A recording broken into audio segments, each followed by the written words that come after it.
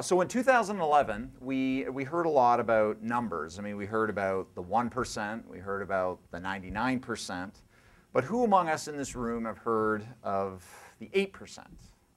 I doubt too many people have heard of the 8%. And if you Google it, as a comedian was talking about Google so eloquently, it's not going to come up there either. And depending on where, in the end of the day, we net out on the Protect IP Act, Wikipedia may also not be a place where you're going to find out about the 8%ers, as I'd like to call them. So here it is. The 8% are people like me. My name is Peter Aceto. I am a CEO, and I tweet. Now, I feel like I just started off an Alcoholics Anonymous meeting, and I don't mean any disrespect for any of you who have relied on that fantastic, valuable contribution to society for your own problems. But anyway, I just wanted to share a little story about the 8% and point out why we may be, as a group of people, a little bit different.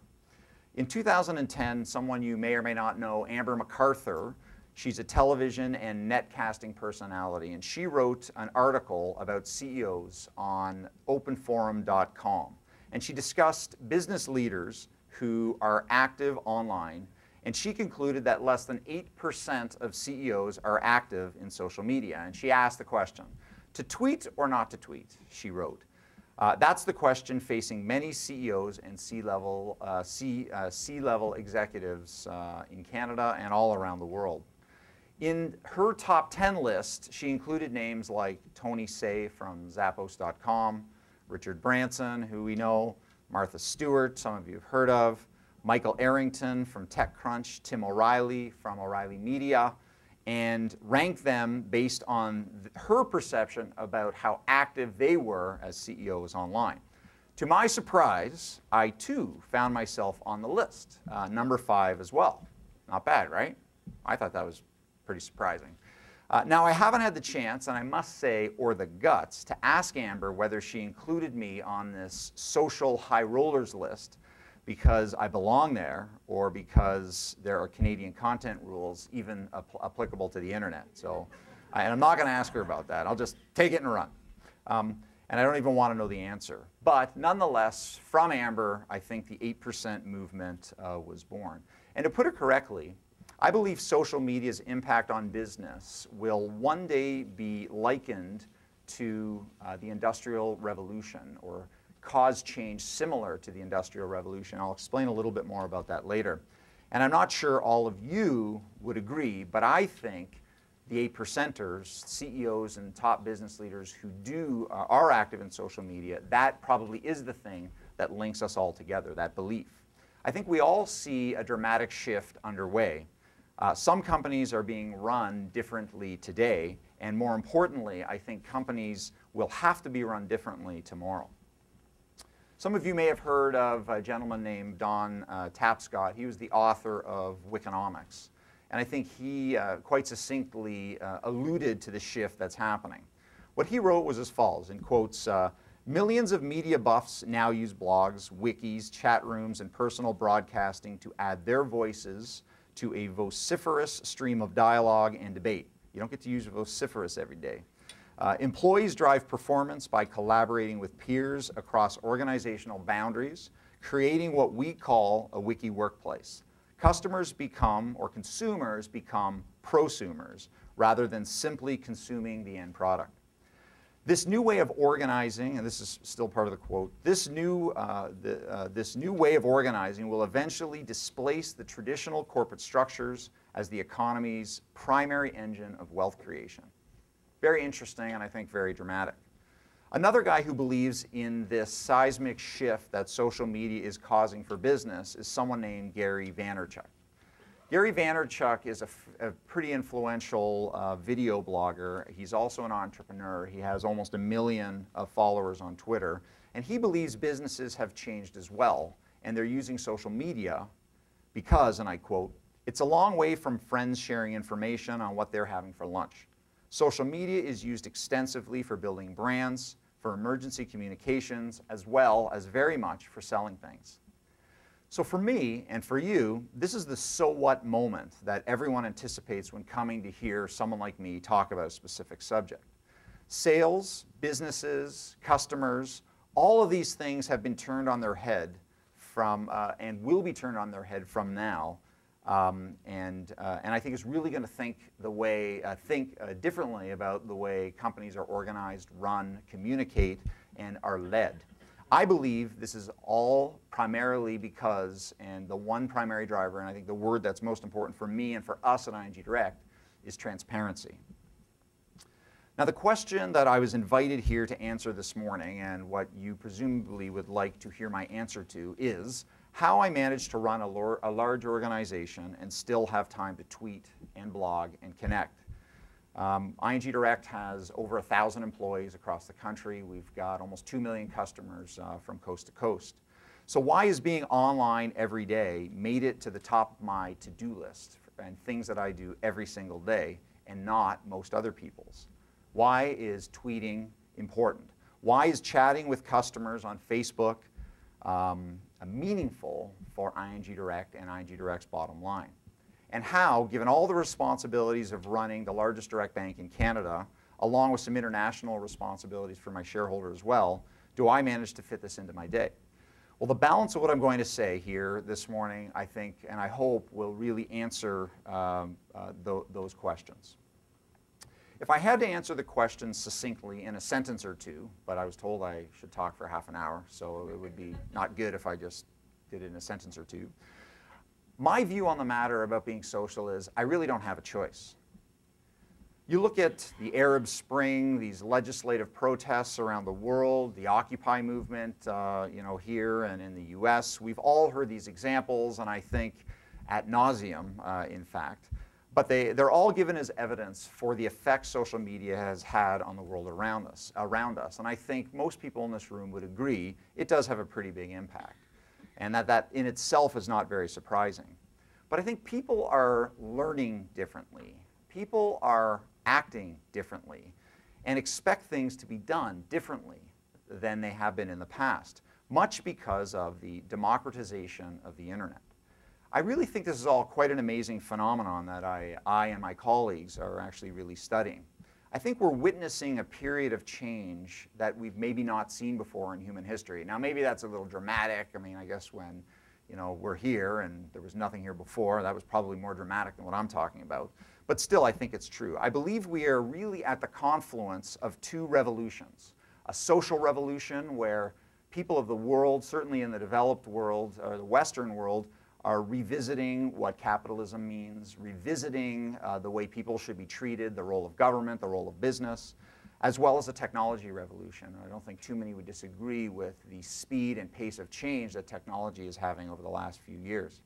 And the impact of this change, these two revolutions, as I like to call them, is really affecting business on a global scale. Expectation on businesses have changed significantly. Expectations of leadership have changed. Sean Parker, who was the co-founder of Napster, and he's done several other internet startups since, he was also the former president of Facebook. He went on record as saying that he believes that the outcome of the 2012 US presidential election race will be determined primarily by social media. And maybe when we saw what happened with Barack Obama, we're not surprised to hear that, and I think that was an important role. But I think the relevance in social media in such a really important decision, which, by the way, is just a disaster to watch on TV, but I can share my views on that over coffee later. But people are demanding transparency like they never have before. People want to discuss what they like, whether it's PlayStation games, whether it's the iPhone versus Android versus BlackBerry, the companies that they support, the ones that they don't support or they resent or they dislike, and they all want to be a part of the conversation. This is a shift that many people have referred to as social business, and I think it's a term that I like as well. I think it really hinges on the idea that businesses and their leaders will have no choice but to act more openly and transparently from this day forward. How a company talks with its employees, how it speaks to its customers, how it speaks and interacts with its community, its regulators, if you have them, government, and with technology and the expectation that things happen in real time, how and what we communicate all needs to be rethought. We have to communicate with all these stakeholders in real time at the same time. And if customers feel like they're not getting the full picture, or if the stories that are coming out of your business are inconsistent, they're going to call you on it. And I think the only solution for businesses to reconcile what's happening with technology, the demands of people, and the real-timeness of everything is transparency. We all need to look closely at our businesses. We all need to be able to tear down the walls and let the world look inside at what we do. And if the world was reading our emails and sitting in our meetings, I mean, that's, I think, a pretty dramatic way to look at it. And to allow this to happen, you, or leaders in organizations, will need to be proud of and stand behind what consumers or society in general will see when they look inside your business. I'll give you a couple examples about how difficult this is, and I think the world is having a difficult time with this. Would you let customers, employees, the regulator, see exactly how, as a company, you spend your money? Your views on the types of conversations you have about your employees, your views and the type of conversations you have about the environment, or even if you're having those conversations at all. How you reconcile the profitability of your business with the value and services that your customers get and your own personal compensation. I mean, are we willing to have those conversations in front of everybody? I think this is the future, and I think this is what social business is, what social business means. So if you believe what I know to be true, then you will begin to understand why I make the time to tweet, blog, and connect with people in social media. Imagine the more simple leadership challenge of understanding what your employees think. I mean, as a leader of the business, we have 1,000 employees. We have lots of leaders and managers in the business with different departments and all that kind of stuff. And the relatively simple challenge, which isn't that simple, of just understanding what your employees think about your business. I mean, what's going on at the water cooler? The chit-chat over a cigarette, which no closer than 18 feet from the entrance of your building, I think, is the bylaw.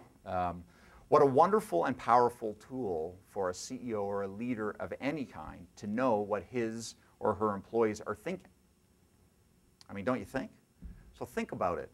They could be talking at the water cooler. They are talking about at the water cooler about compensation. You know, are they being fairly compensated? Are we working them too hard? Do they understand what the direction the company's headed? Are we investing enough in the development of our employees?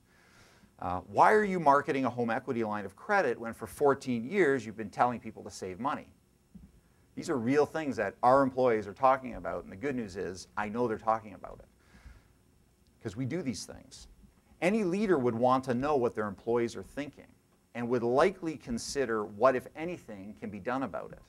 Remembering sometimes the only issue is whether you communicated it well in the first place, so maybe there isn't a problem at all. And with social media, you have a choice to passively listen to what Canadians think about you and what they think about your business, your products, the services and service that you offer, and their experiences with your business when they interact with you. So you can do that passively. Or you can choose to be a part of the conversation to help inform, educate, and teach people about what you do and what your objectives are, what your company stands for, and how your business can simplify their lives or change their lives in a positive way. So that's another option. And better yet, if you can actually take the time and you believe in your business enough and you take the time to engage with customers and prospective customers in a meaningful dialogue about their lives, about their personal challenges, their interests and their concerns, you have a shot at building a community of trust, a community of loyalty, and possibly, in time, ambassadors for your brand. Survey after survey shows us that information, followed by some sort of positive engagement, generally leads to a consumer taking a positive action. Almost 9 in 10 people claim that a favorable review or a conversation they had about a product or a service that they were researching confirms their decision to go through with a purchase. That's 90%. I'll give you an example. In our case, in the middle of 2011, a story was written about ING Direct in the popular personal finance blog Moneyville. It was entitled, "I saved $755 by switching my bank." And it discussed why most people there's an inertia to keep people from switching their banks, even if it is costing them money. Does anyone know why people tend not to leave their banks? I mean, even if they're being charged $300 a year just in bank fees just to have a basic transaction account. This is, by the way, the average amount Canadians pay for a checking account. Sorry, I don't think I was told not to advertise here, sort of gently, but I'll tell you why. Canadians perceive that it is a hassle to change their banking account. I mean, that's the general perception of Canadians. But people rarely do it unless they think it's absolutely necessary. But this person who wrote this story on Moneyville, however, goes on to write about the fact that she actually opened an account with ING Direct because of the online engagement she had with us. She was motivated to use our products because she liked the way we'd engage with her, openly and transparently, primarily, by the way, through our social properties, whether it's Facebook and Twitter, I think, in my case. So these are many of the reasons why I find time to be engaged in social media and why it is a big part of my 9 to 5 or 6 to 10 or whatever it is that I do. I really, really do believe that my engagement and ING Direct's engagement in social business makes a difference in the lives of Canadians and has an impact on our business and our employees very much as well. Okay, of course, there are many predictions by many different people about business and what it is going to look like in the years ahead. Scott Thompson is the president of PayPal. They have 100 million active accounts globally. And he believes that by 2015, the traditional wallet will become a thing of the past. We've all heard that story before. Gartner, the IT research and analytics firm, thinks that information-smart businesses will increase their IT spending per FTE, per person or per employee, by 60% by the year 2015, which is not very far away. My view, our view, is being a social business, which is one where all employees and their leadership will need to be social and will utilize social media in one form or another, is what I think the future of business holds for all of us. And I'll give you an example of one of the ways that being social has really helped us recently. And I alluded to a quote from Gary Vaynerchuk, and he said, social media is used extensively for brand building and for selling things. I'll tell you one example from last year, in fact. When ING Direct launched our Thrive checking account, a fee-free, full-service transactional account that pays interest, best product of its kind in the country, ingdirect.ca. We did product development as you would expect. Most companies do product development. We asked customers what they thought, what they wanted, if they were thinking about changing their bank and changing their checking account, which is a lot, I've told you, is a difficult thing to ask Canadians to do. So we asked them for their opinion. Of course, we invented some of our own unique orange features that we're very proud of, and I will not discuss here. We took our product to our entire employee base, 1,000 people, and allowed them to use it and invited them to provide their thoughts and their input, comments, feedback on how they thought the product could be better for them to use it in their everyday lives. They commented, as our employees, they commented about features, they commented about rates, about functionality, about the sign-up process, about how you navigate the web pages, about the telephone interactions, about simplicity, about just the general look and feel. And because of the feedback that we got from our employees, we made many, many modifications and then offered the product to the first time to over 10,000 customers who had already volunteered to be the first users of our new product. They too provided literally thousands of bits of information for us to improve the account, how it works, features, usability, all those types of things. By the way, most of that was done, most of that feedback was provided through social media, whether it's our Facebook properties, Twitter, and email as well. Anyway, after implementing many of these ideas before we gave it to the rest and gave it to all Canadians, and we're still working actually on some of those ideas, we offered it to all Canadians, and by the way, who absolutely seemed to love the product.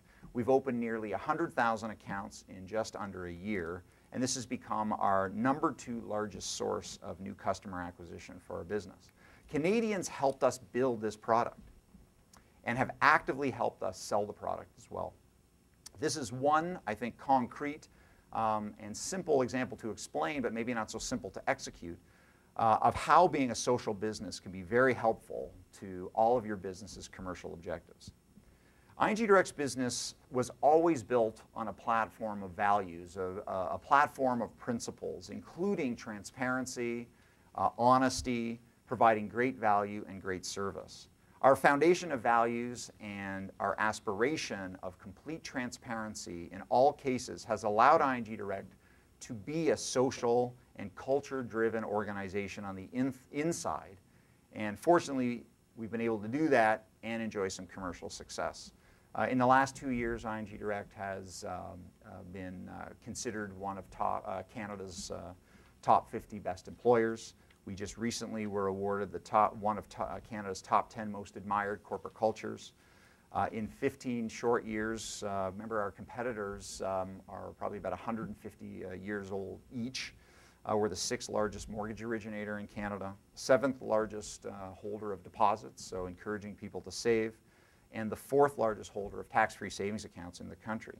And I think it's because of our culture and our wonderful, passionate employees, we are in a position as a business to drive forward with our social strategy, part of which I've tried to articulate for you. Our approach will help us remain aligned with our customers and be aligned with Canadians in general, allowing us to bring an element of transparency to our business that I really do think is going to be difficult for our competitors to copy. Our daily interactions, whether it's in our cafes, whether it's on the telephone, whether it's on mobile phones or online, are all designed to build a loyal, trusted community of what we call Orange ambassadors that talk about their financial well-being openly and honestly with us and with Canadians at large. And I think this is going to have a big impact on our business and whether it is successful in the years to come. It will make people interested and willing to explore and broaden their horizons in terms of considering that there are other options for their money, their hard-earned money in this country. We make them want to ask questions about their money, about how it is being managed, about the choices they're making, about the fees that they pay. We make and want to make our customers and Canadians at large want to pay off their debt and simplify their personal financial lives. And social media, I think, can have a gigantic impact in changing the way Canadians think about living a healthy financial lifestyle. And as a leader of our business, I too need to help each and every one of our 1,000 employees drive our business forward every day and help them help us be a more social business. And I think the proliferation of technology that's available to consumers today will really help us get there. I alluded to the technology revolution. We use technology at ING Direct to simplify things for Canadians, and we believe that because of the rapidly changing attitudes among Canadians and this technology revolution that I've alluded to, we're in the midst of the need for Canadians to visit a branch and to do their basic banking in a branch is our firm belief will be more or less eliminated in the years ahead. Since the beginning of time, people have always gathered to discuss important things in their lives, and this is certainly our view about social media. Actually, there's really nothing new about social media. People always gathered to talk about important things, whether it was food, cars, cameras, their good and bad customer experiences with businesses, figuring out how they're going to buy a home or get a mortgage. They used to gather, and probably still do, gather at the kitchen table, at family gatherings, the regular place of worship, a community center, a hockey rink, a cricket or soccer pitch. People have always relied on the opinions of people that they trusted, peers, people that are like them, to help them make the important decisions in their life. So how people work and make decisions really isn't new. However, technology and social networks has allowed this type of sharing to happen faster with a broader group of people and outside of traditional boundaries, which are usually sort of geographic. How social your business needs to be and leaders need to be really is a choice for all of you and for people who are thinking about this issue that you asked me to talk about today. And I think it's absolutely clear what my opinion is on the matter. February 3rd, which is next week, will mark the 3rd anniversary of my Twitter account. and the start of my 4th year as a busy social media community member. The steps it takes to become a social organization, I will tell you, are surprising. It is not as easy as I made it sound. And we at ING Direct are really undergoing a shift as a business to become more of a social business. And I think the main reason to the base question of why I'm active on Twitter, Facebook, LinkedIn every day is because I want to stay connected. I want to have a seat at the dinner table when people are talking about their finances. I want to be there, and I want to weigh in when they have questions. And I've got 1,000 people who I work with who want to be a part of that conversation too. I think most importantly, leaders find time to do strategic things, important things. And this is something I have decided is absolutely, unquestionably both. So those are my remarks. I want to thank you guys all for your apparent attention to my thoughts on the matter. And I'm more than happy to ask any questions, answer any questions you guys have about anything, whether this subject or otherwise. So yes, sir. Peter, could you comment on what you're doing from two standpoint monitoring and any analytics? Sorry. Did you hear the question? I could hear the question, but I think they're videotaping and they really want your thoughts. So the question is if you could comment on a couple of things. One, on what your activities are in monitoring social media, and also on analytics. Yeah. So of course this is the most popular, one of the most popular questions. I could probably write down the questions I'm sure I'll be asked, and then every time I come there's a whole rash of new questions, and also lots more people in the room, by the way, which is good. Yeah, this is, so when we started 3 years ago, well, we arguably started before that, but certainly when I became personally very involved, we had no analytics whatsoever. We knew in our hearts it was the right thing to do, that we needed to start soon, and we needed to begin learning as this changed very, very rapidly. Since then, we've spent a lot of time and energy thinking about the analytics, and we do have various software and various things that we do monitor on a regular basis. Fortunately, by happenstance, I have Mark Nicholson in the room as well, who really takes leadership for us. Do you want to maybe, Mark, provide, maybe you should give him the microphone. Mark, can you just provide a couple little bits of information to be a little bit more specific? Okay. Yeah, absolutely. We actually use Radian6 as our monitoring or listening platform. As an engagement platform for social, we use Spreadfast. So this is where we're listening to conversations. We're able to take those conversations into the organization and ask people within our business who are the experts on that specific question to engage with the consumer. And that tool also has a listening platform embedded in it. Yeah. One interesting challenge that kind of comes out of this a little bit, because you sort of need eventually you need the technology. We had a handful of people who happened to sit, I mean, organizationally where this should sit, I mean, I'm evolving a view on it, but we had a group of people in marketing who were really responsible for engaging our customers and Canadians in the social media space, and we found as we showed our willingness to be there, Canadians, our customers in particular, were really interested in flocking to it, and we found ourselves being quite bogged down doing stuff that we used to do in the call center and the email, like basic questions about products, rates, problem resolution. I haven't got my documents for my mortgage, it's supposed to close tomorrow, help me, right? So we've had to work through that transition about how to get more and more people in the business, because taking that and then going over here and getting that person to help and then translating that answer back, I mean, it's a waste of time, right? So we're working very carefully as an organization to try and make that so we can do things a little bit faster, and we need a little bit of technology to help facilitate that. Yes, sir, and then ma'am. Don't be offended that I called you ma'am. People get upset. We're pretty fair down that road as well, sounds like, compared to what you're up to. But my question was, at what point do you say to yourself, it's more than just 100% of what a particular team of individuals might be doing, and it's more like 1% of what everybody in the whole company has to be doing and participate? Yeah.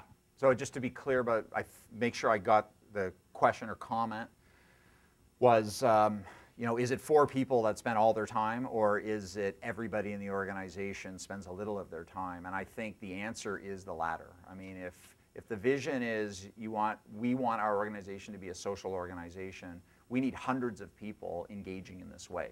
Today we have hundreds of people engaging. I mean, of our 1,000 employees, we probably have somewhere between 500 and 600 people that engage with customers on a regular basis in our cafes, on the phone, in our operations group, and those types of things. So I think the answer is absolutely that more and more people in our organization have to be comfortable with this, and will spend part of their time doing that. So I think that's a transition we're working through right now. So I think that was a comment, and I agree with it. Yeah. Yes, ma'am? As a financial institution, a lot of my clients, other financial institutions and insurance companies, how are you handling the audit and the regulation issue side of social media and communications? Yeah. Yeah, so of course that's, I'm in a highly regulated business. I'm in banking, and particularly a part of it that deals with consumers. So we're a retail bank, and the core of what we do is help people save money, and this is what people care a lot about, making sure it's really, really well regulated. Mutual fund business, which we're very active in as well, right? I mean, a lot of rules about those types of things. So we're also a very technology-based organization, so we actually do have technology audits. I can tell you, I think it was about 12 months ago, our audit group did, I think, certainly within ING Group globally, and I will suggest maybe possibly in the world, probably did the first official audit of our social media activities. And they took best practices from all around the world that they could find, applied them to all the rules and regulations that we have to abide by, and did a fantastic job at doing the first social media audit. And they had findings and those types of things. And I really applauded them for doing that. So we're in a regulated industry, which, by the way, you would think is a pain. I do wake up some mornings wondering how much fun it would be if there were no regulation, or I was in a business that wasn't highly regulated. But I think therein lies also the opportunity for our business. In a regulated industry, if you can figure out how to be different and how to break through and still be compliant, I think it makes it very, very difficult to copy as well. So I think in there is opportunity. But our legal people, our compliance people, and our audit people are watching, and they do provide us feedback. One thing, and one of the quotes that was in there, we do no selling activity, or primarily no selling activity in our social media channels. And I find selling is where you start to find a place where you might get into a little bit of trouble, particularly in a regulated industry. I don't sell anything. I mean, I make people aware of things that we have, but that's not why we use social media. I think it's an outcome and a benefit, but certainly we aren't selling. Yes. Okay, sir. You did. Thanks for the talk, by the way. It was good. You did a good job of articulating your perspective on why social media and your involvement in it is crucial, either kind of in that process or afterwards when you started to be active. Did you encounter resistance either from customers, boards, employees on the value of what you were doing? And if yes, how did you overcome that? How did you work through the kind of, sometimes there's a perception that social is fluff or not important. Yeah. Which I think a lot of us would disagree with, but there's still that perception out there. How did you work with that? Yeah, I would say I'm still working with that. So, okay, so I'll give you a couple contexts. So, ING Direct Canada, a bank in Canada. So let's start with that. We also have a shareholder, so I'll talk about that as well. So there is a benefit when the CEO decides to do something that in our organization, I mean, one of our values is challenging. So all of our employees are told and expected to challenge the decisions that we make. So we do have a play. I mean, I had an employee come to me the other day and say, you made this decision about something you want to do, and I got to tell you, I don't really agree. And look, maybe he got all souped up before. He said he didn't.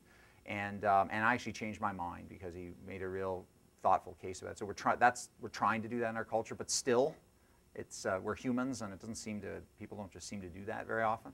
So no, I didn't get a tremendous amount of pushback from within our organization about it. And the thing about social is, for us anyway, it wasn't a gigantic moment for us. I mean, we've been doing this as a company probably for about 4 years. I've been very involved for 3 years. And it's a slow, steady process and building and evolving. And making, fortunately for us, small mistakes, you know, as opposed to the gigantic ones we read about in the newspaper, and which are, you know, you're always thinking is right around the corner, right? Particularly when you've got 1,000 people tweeting, you know, involved in social media, as opposed to just 10 or 20.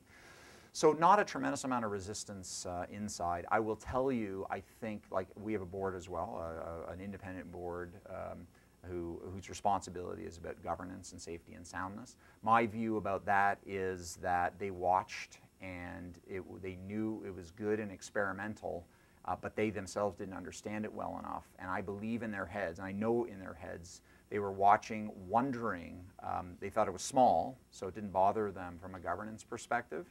And I believe because we got in early, it allowed us to build a bunch of momentum. But I will tell you, 2012 is going to be the year, certainly for our organization, where this is very much part of our formal governance process. I will be presenting to the board about the governance related to social media and how we manage that, which is the question the lady asked about compliance and those types of things. Because 3 years ago, I could say, hey, look at, we don't know how to measure it. This is the way things are going. We're just doing it. Right? Well, look, that's not really an acceptable answer for, you know, one of the largest banks in the country, and now that people understand social media a lot better. So I think that's evolving very, very much. I do think that we have been very thoughtful about it along the way, because we can't, I mean, confidentiality of people's information, the perception that the web is a safe place to do banking, and trust with ING Direct. I mean, these are the three most important things for our business. So I can't make a mistake there, right? So it's been very important, but I think this is an important question on a go-forward basis, and I am prepared. You are now starting to see our board members get invited to do talks at directors' things about the governance around social media, and they're calling us and saying, we got to get up the curve on this really quickly. Fortunately, we've got some real good solid stuff for them. So I think you raise a very, very good point. I think it is because of the way we went about doing it. I mean, we didn't have a gigantic business plan with $5 million to go into it in a gigantic splash. We did it in a very gradual way. So I have a shareholder who is a publicly traded company who has lots of disclosure requirements and are in a more difficult economic situation.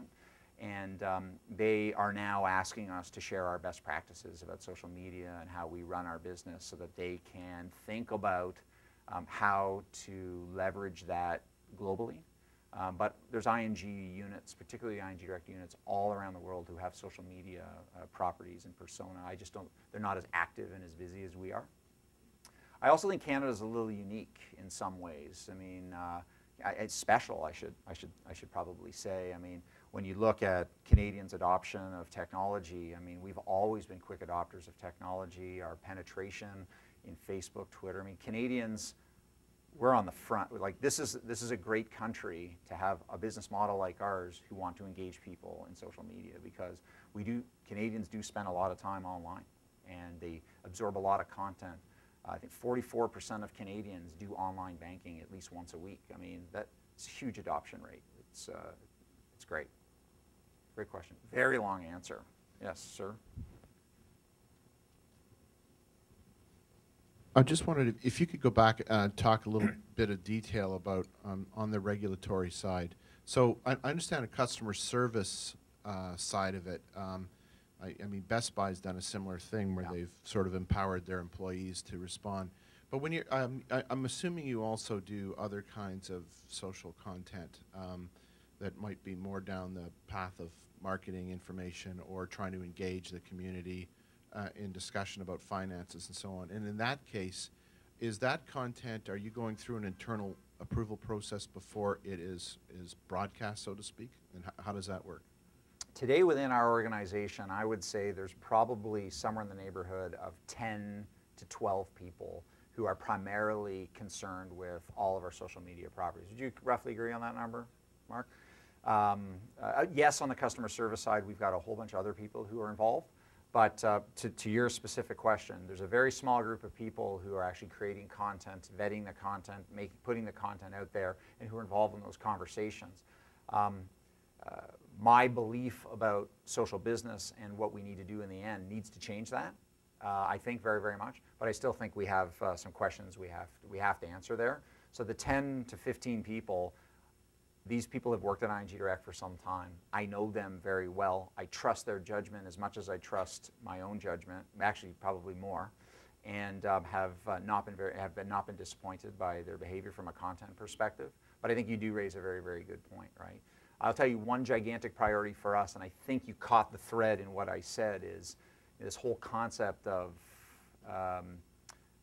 Canadians living a healthy financial lifestyle and the degree to which we understand how to do that. And the government calls it financial literacy, and many of our competitors have financial literacy programs to make us more literate. I don't think that's the problem. I think we just need to understand that our basic finances are actually pretty simple. It's actually not that complicated, and once we feel like we can take control of these things, no matter who you choose to bank with in the end of the day, we need to take control of these matters. So we really in 2012 want to focus more, even more than we ever have, on creating a conversation among Canadians about money, because I think through that conversation Canadians will feel much, much more comfortable about their financial situation. So really more to come. Yes, sir. That's you. Oh, sorry, waiting for the microphone. So you mentioned that the model that you have is difficult to copy, which I agree with. But 3 years, 4 years in, are you surprised that none of the other major banks in Canada have even made the slightest effort to copy you? When you say copy, are you talking about our products, or are you talking about the way we, social media or web? Yeah, or? no, I mean the approach to the web and the Yeah. approach to social. All the other banks are there to one degree or another, but no one's really taken the kind of steps that you guys have. No one has the kind of Facebook presence that you guys have. Yeah. Are you surprised? Well, I'll say yes and no. I'm going to hedge a little bit because my competitors are probably also in the room, although that didn't seem to stop me in the first half an hour. Not expecting ever to have a job working for any of those guys. I never thought that was going to happen. So might as well just wing it. So they are trying, actually, and I know they are working with consultants and big ones in this country to really try and figure out how to crack this nut. So they're working on it. I know they are. I know some of the things that they're up to and some of the things that they're testing. They do have Facebook presences and Twitter presences, and they do have customers there. And actually, we have 2 million customers. They have more customers than us right now. And they probably, in some of those properties, have more followers and stuff with us. We measure our success on the degree of engagement that we have with those people, and our goal is to turn them into ambassadors, right, for what we do. So I'm not surprised.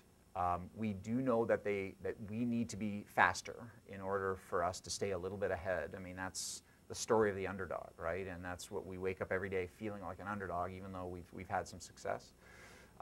So they are working on it. I expect that they will work a little bit slower at it. They have different challenges because of the way their businesses were born and how they have evolved, the complexity of the products that they offer, the complexity of the way their businesses are organized. But I think they may not think the way I think about it today, but they will think about it that way, and I know they're working on it. So I will say no, I'm not surprised that we haven't seen something more robust. But they're already doing stuff, and they're already up the learning curve, and so, yes. Question here, Peter. Question here. Oh, yes, yeah. You mentioned that your social media platforms are not intended to sell anything. You don't overtly sell anything through your dialogue or conversations.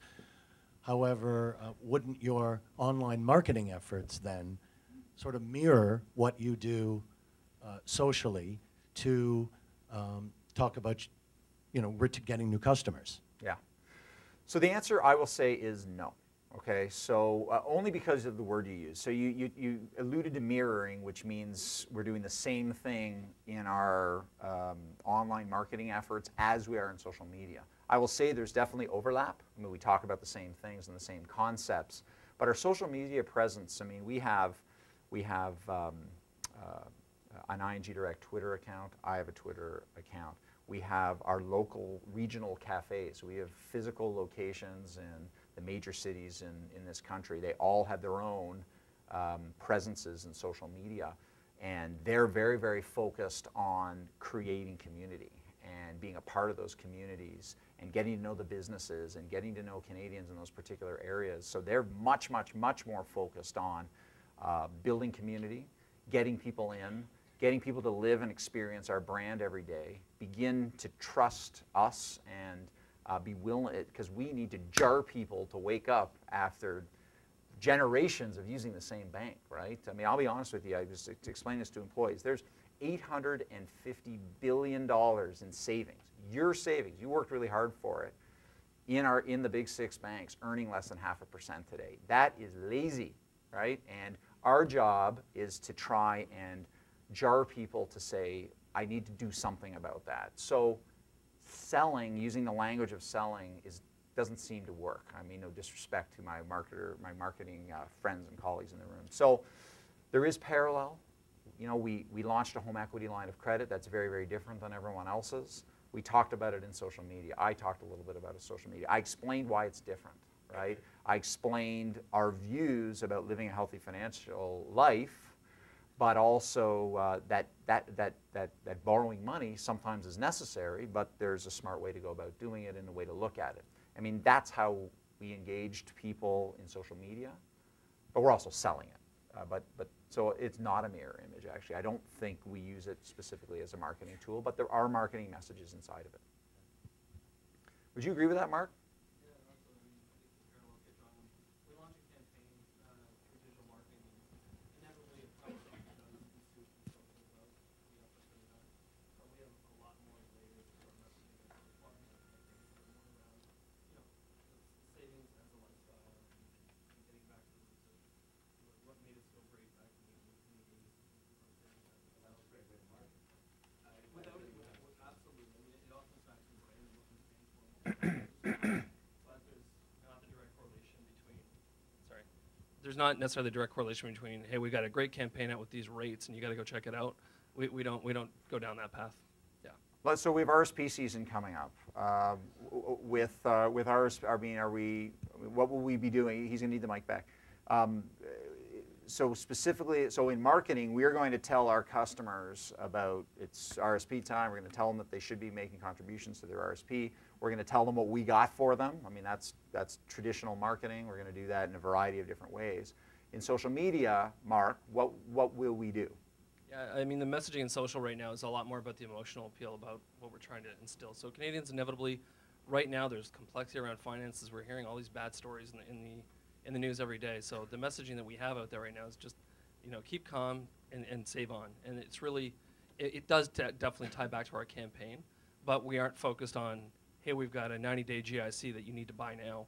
It's not that. We're above that messaging and back to the core of what we're trying to do as a business, if that makes sense. Yeah. So as subtleties, I wouldn't say it's not marketing. It's not sales, like in the traditional sales way. So I think the lines are blurring, right? Social media is it's a fun place. Yes, and then.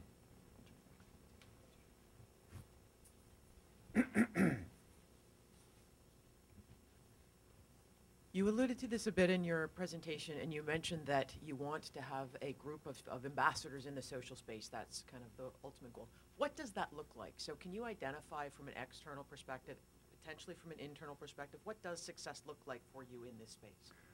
Okay, so I'll give you a couple examples. I'll give you an example of how rewarding it is to see an ambassador, to watch an ambassador work for you. But maybe before I do that, I'll go to our employees. Our employees, for the most part, are very engaged. They're very excited to be a part of our organization. We do survey work that indicates that they're happy and that they believe in our mission.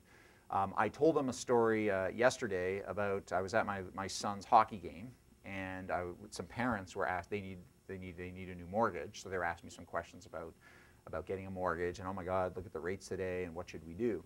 And every single person that works at ING Direct is getting asked those questions all the time, like whether they work in operations, whether they work in marketing. They go, oh, you work for ING Direct? Bam, there's something, right? Our employees, most of them are passionate ambassadors for our business. And when they get asked a question like that, it's go time, right? I mean, it's time to explain our message about what ING Direct's trying to do. Not necessarily to try and convert them, although every employee does have a number, and if you open an account with that number, that employee will get a gentle reward, as will you, by the way. But I'm not going to give you my number. So that's sometimes the power of an ambassador who can, in a room with 5 or 6 people, with some passion inside, say, hey, look, this is who I work for, and this is what I believe, okay? That's an ambassador. Employees, a little bit easier. We routinely see people in the social media space. So remember, I talked about you can observe what's going on in social media, you can be a part of it and clarify it, or you can be much more active. In our observer role, we will often observe customers or Canadians complain. You know, your rate sucks, someone's got a better rate. Or I'll give you a great example from our Thrive checking account launch, where some of these 10,000 people who said, I would like to be one of the first, and I'd like to help you design this product, who complained in social media and said, well, this sucks, and to have an army of people who aren't you and don't work for you say, wait a sec, you volunteer to be in the first 10,000. You're supposed to help these guys build the product. So can you be a little nicer about it? Or when people, you know, people complain via social media and there's lots of people watching. So to see other people do that explaining for you is extremely rewarding to see, but it's also much more valuable to be happening, right? Because you're much more likely to trust your friend when they set you straight on something than me defending myself, right? So those are 2 concrete examples.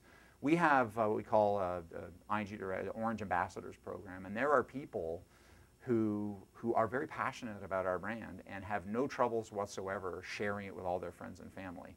I'm one of them, but I'm talking about customers, right? And to try and increase, you know, because of our behavior, where people actually believe, and because it's true, that we actually care about what's in their best interest as well, because we believe we have a model where we can make money and you can get good service and good value as well, because of the way we do business a little bit differently. I mean, you have to do some things on your own. So to create an army of people who are passionate about our business and do all that hard work for us is what it would look like to have an army of Orange ambassadors. And that is our goal. And the only way that you have even a shot at it, and maybe it's a bit naive to get there, although I think we have some today, many today, is you've got to continually treat people the way you want, you know, the way they want to be treated, right? I mean, you have to walk the talk. And if you keep doing it over and over again, people will tell other people, hey, these guys walk the talk. It's hard to do it all the time, though. I mean, we do let people down. We've got 2 million customers, and the phones sometimes ring more than we'd like. Great question. And then I think the lady right beside you had a... Thank you. Can you talk a little bit about the process of kind of elevating the presence of social media within your company and how you went from having kind of this small 10 to 15 person group to it really being a part of your everyday conversation? That's something that everyone really believed in, especially on the executive and leadership level. Yeah, so I'll tell you, maybe I wasn't clear in my remarks, is getting to that, what I describe social business looks like is a place that we need to go, and we are on our way to get there. So I will tell you, we have probably about 20, let's call them executive. We don't talk about titles inside, but we've got kind of like 20 people who are executives. I will tell you that at least 50% of them don't get it. And at least 50% of them are just not social beings. I mean, they probably won't be part of our social interaction. And that's fine, right? I mean, I got my general counsel. He's an awesome guy. He's a fantastic lawyer. Not his deal, and I'm okay with that, right? But there are many of us who really do see this, and it is very important.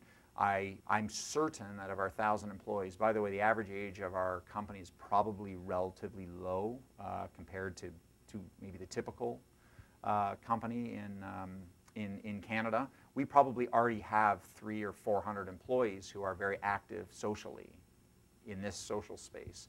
And I think we are going through a process to make them feel comfortable involving us in their already existing social networks. Not from a selling perspective, but if they were at a kitchen table and someone asked them about a mortgage and they felt comfortable explaining that if you made payments twice a month instead of once a month, you'd actually own your house 2 years earlier.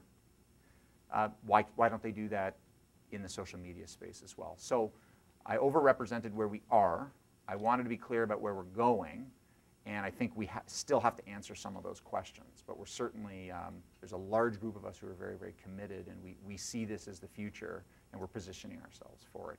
And I think it will very much involve, it will affect how we hire even, I think, in the future, and already is, right? I mean, particularly in leadership positions, right? I mean, new leaders who join ING Direct, if they don't believe this, they're probably not going to be very comfortable. So that's, I don't think it means people need to go away, who might take a little bit longer to adopt. But that's true of any change movement, right? I mean, change in a country, change in a company, it takes time for change. You have that 20% that are there right behind you the next day, and then the rest is a bit of a process. So we're in the midst of the process still.